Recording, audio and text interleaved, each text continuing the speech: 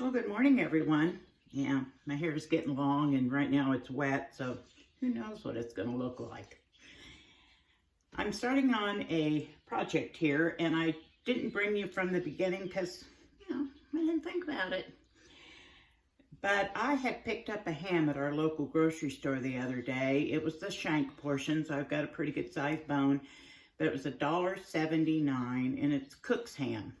That's my favorite ham.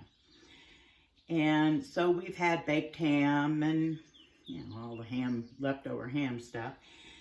So what I did was I took the pan drippings and then I put the bone and scrap meat, a lot of it that had the fat, a lot of meat that was in the fat, and the bone had quite a bit of meat on it.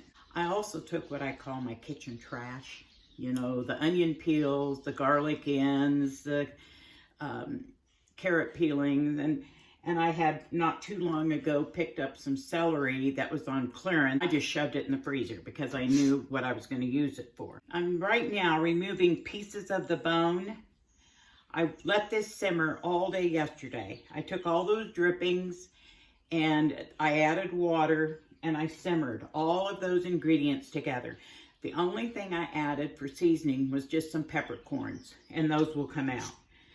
So right now I'm pulling out the meat, the onion skins, all that. And I'm going to be sorting through and taking the good meat off and of course save this delicious broth. And from that I'm going to make ham and beans.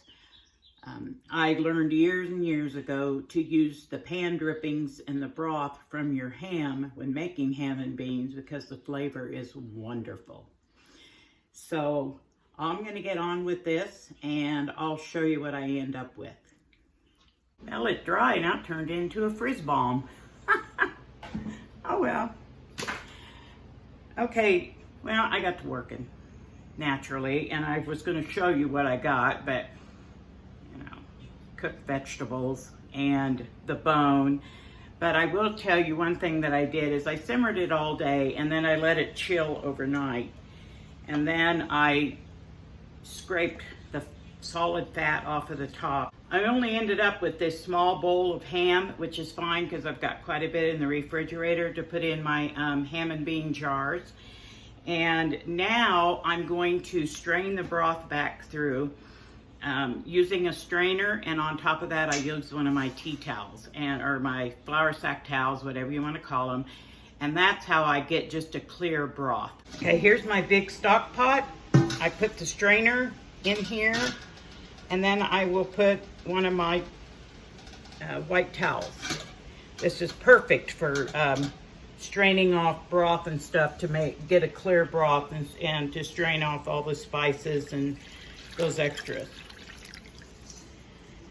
The only spice that I added in yesterday's broth was peppercorns. Of course, I didn't need any extra salt with the ham. Certainly didn't want it too salty. And I'm always amazed at, even though the broth looks clear, I'm always amazed at how much I actually get once I do this straining. So I'll just keep moving it over a little bit. Now I have a huge bowl, which is probably going to make a big mess. We'll see what we can do. Yep. Well, time to mop the floors anyway.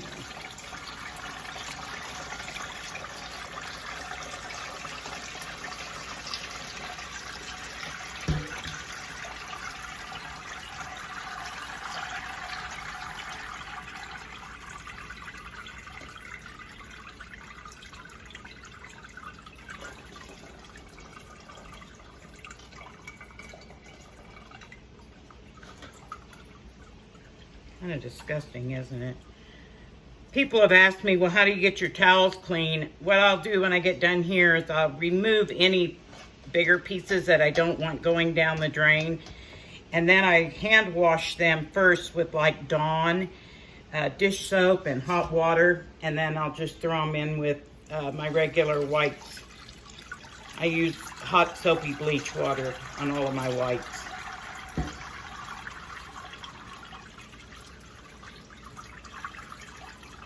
What I plan to do is make 7 quarts of ham and beans. And any leftover broth, then I'm just gonna can as ham broth. Because I like to make like my potato soup and stuff like that with ham broth. And I might even can up some of that leftover ham in the ham broth. That way I'll have some ham to add to my soups. All right, this should be the last one. All right, I've got this nice clear broth, and my stock pot is over half full. So let's take this over to the stove. Well guys, I'm back. I've got everything ready to can up the beans. It's actually the next day. Went to a mother-daughter tea yesterday with my daughter.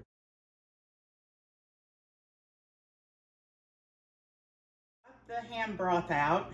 I'm not really getting it hot. I just warmed it up. Okay, I use pinto beans for my ham and beans. I've already washed these beans, rinsed these beans really well. I've got some of my dehydrated celery,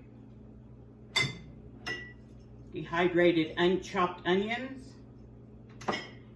and this is some of the bigger pieces of garlic from last year's crop, and I'm going to go ahead and just put a little bit. Sometimes garlic can get very bitter, so I'm not going to put much garlic in. And I'm out of dehydrated carrots, so I've just got chopped up carrots I'm going to add. To each jar, I'm going to add 1 cup of dry beans. This is for a quart.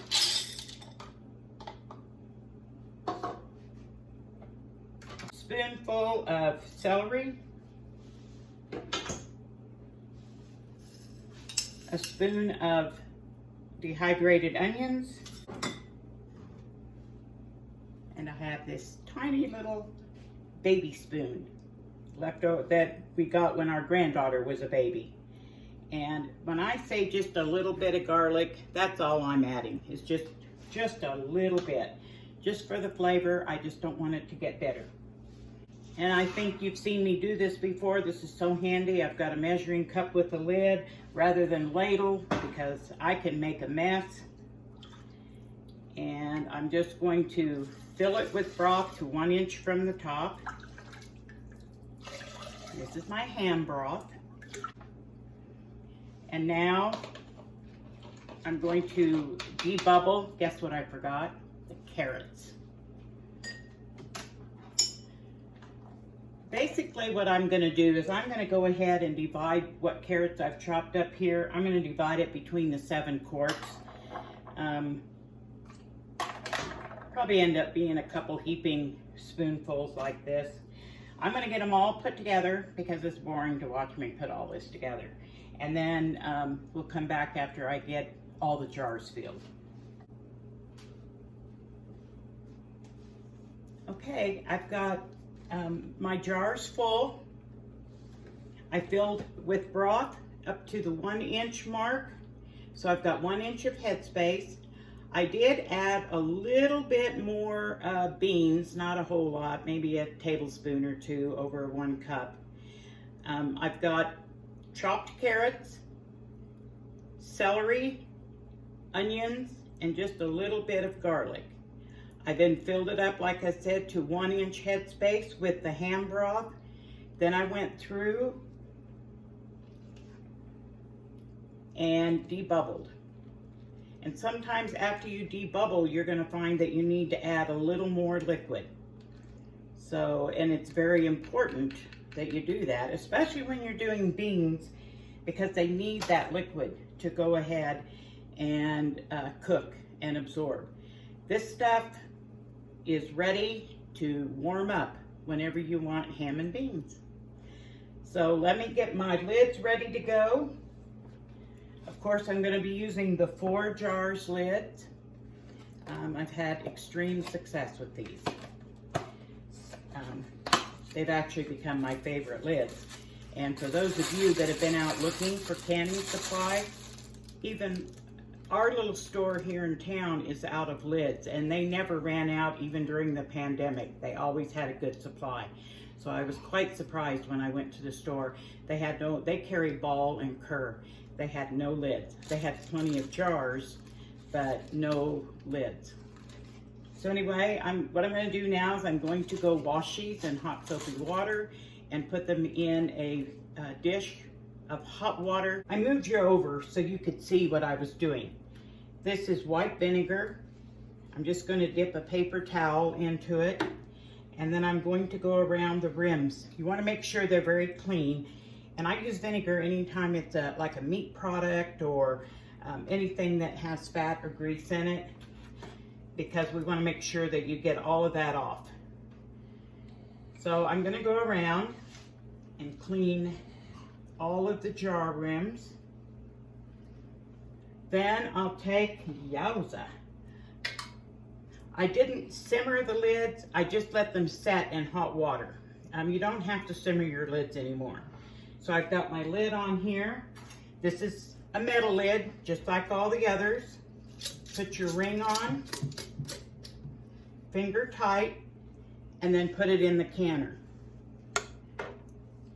One thing I heard someone say a while back, and I'm never going to tell anybody what to do at your kitchen, but I heard someone say you can reuse rings up to 10 times.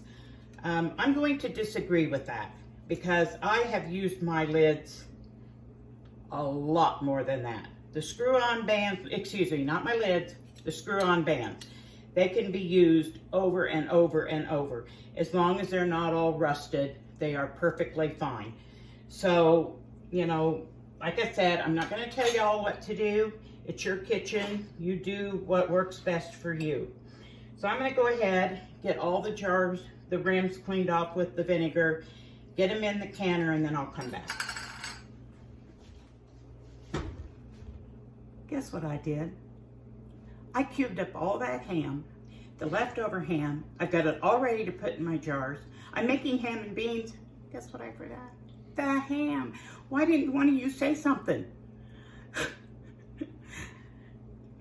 Now, this is no offense to you natural blondes out there, but I have a saying. The older I get, the blonder I get. Now, I need to add the ham. And I'm going to have to pull off some of the broth that I put in there, which is fine because then I'm just going to can it later. So, yeah. Thank goodness I caught that mistake, because it would have been beans and ham broth, no ham. What an airhead.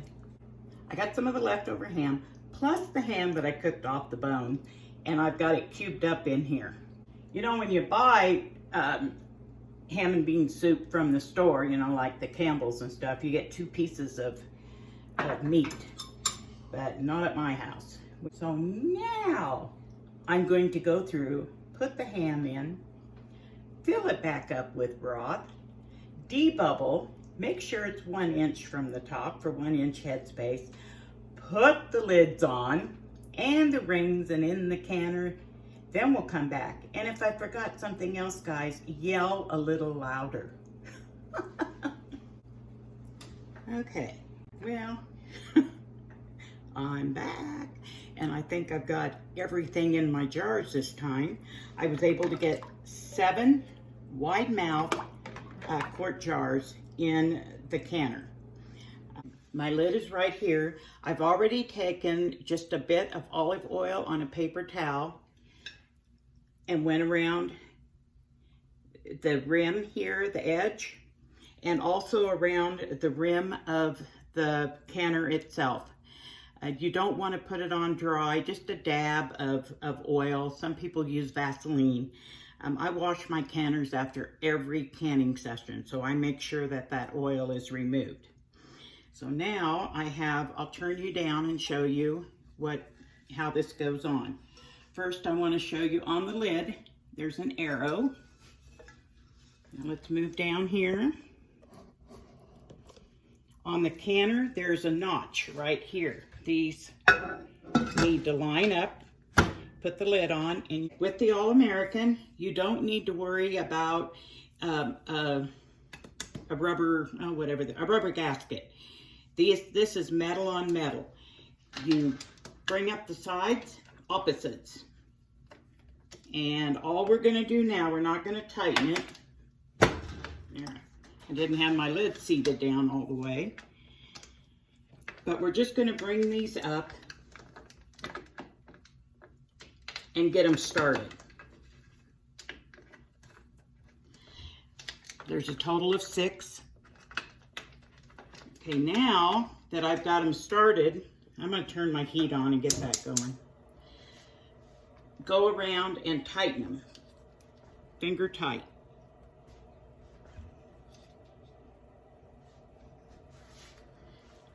So I've got these sealed down, and I made sure that my arrow and my notch matched.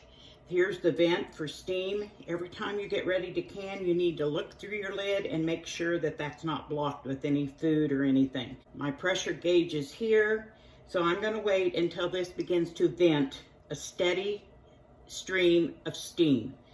And then we'll come back and I'll show you the next step. Okay, I don't think you can see it, but it has been venting a steady stream of steam for 10 minutes. And I'm going to put the weight on. For my area, it's 15 pounds because we're over 1,000 feet.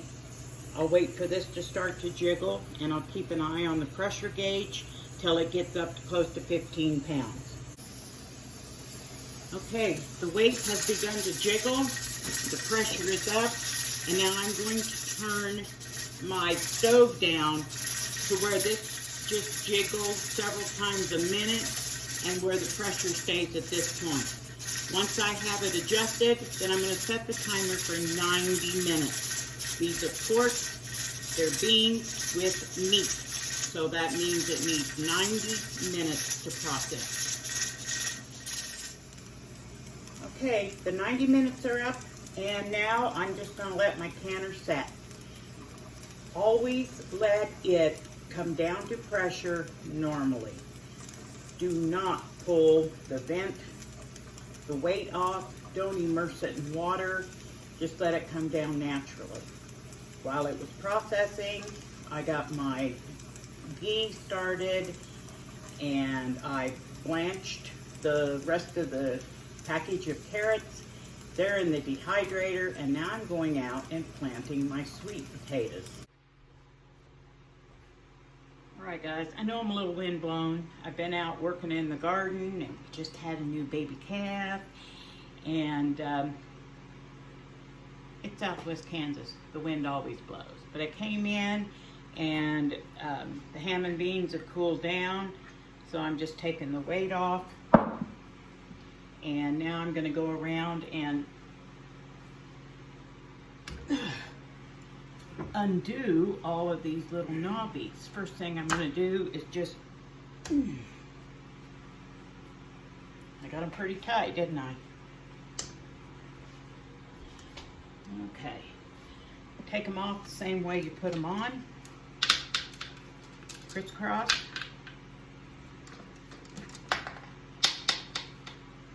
And always remove the lid away from you in case you get a blast of steam.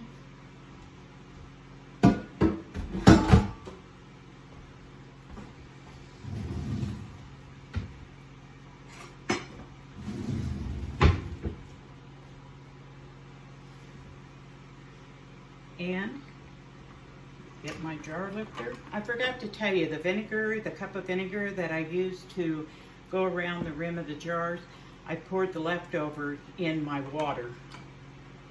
I didn't have much left over. Wow, look at those. Don't those look good? Ooh. It's already 6 o'clock in the evening, so I will be doing more canning tomorrow. I'm going to can the leftover broth and probably some, well, I don't know yet what I'm going to do. So I'm going to get these out, and they have, looks like they have all sealed. I'll tell you, these 4 jars lids are Amazing lids. I'm so happy with them. Okay, I'm gonna let them set overnight and we'll come back in the morning and see what we got. Huh, what a frizz. This is what I have left over. I have a half gallon. Look at that rich broth. Oh, the flavor is amazing. And a quart. So basically I have three quarts of broth left over. And after many ham meals, and this is the little bit of ham I have left over. So what I'm going to do, and I'm not going to take you through the process because it's basically the same, but I'm going to can some of this ham in ham broth, and I'm just going to make plain broth. Now I'm going to do all pints this time. So with pints, I only have to put, because it has meat, I'm only going to do, it'll only take 75 minutes instead of 90 once it gets up to pressure. If I don't have enough broth left over to fill my canner, and I believe it holds 8 or 9 pints, I'm just going to can plain old beans, because you can't beat having beans in the pantry ready to grab and make a quick meal. I'm not going to take you through the process because it's basically the same, except that pints are 75 minutes instead, and quarts will be 90. Since it has the meat, it's going to have to be, we have to time it as meat. Okay guys, don't forget to get your canning lids ordered. I'm surprised at a lot of places are already out, and I did notice on their website that they've sold out of a few. I think it's the package deals that they've sold out of, but I got an email, their stock is running low, so get your lids ordered now. These are steel lids. They are just as good as the name brand, and I'm extremely happy with these. So use my discount code, Farmer's Wife, for a 10% discount. If they've got a sale going on, you can use the sale price plus the 10% discount. The links will be in the description below. And thanks for being here, guys, and we'll see you next time. Bye-bye.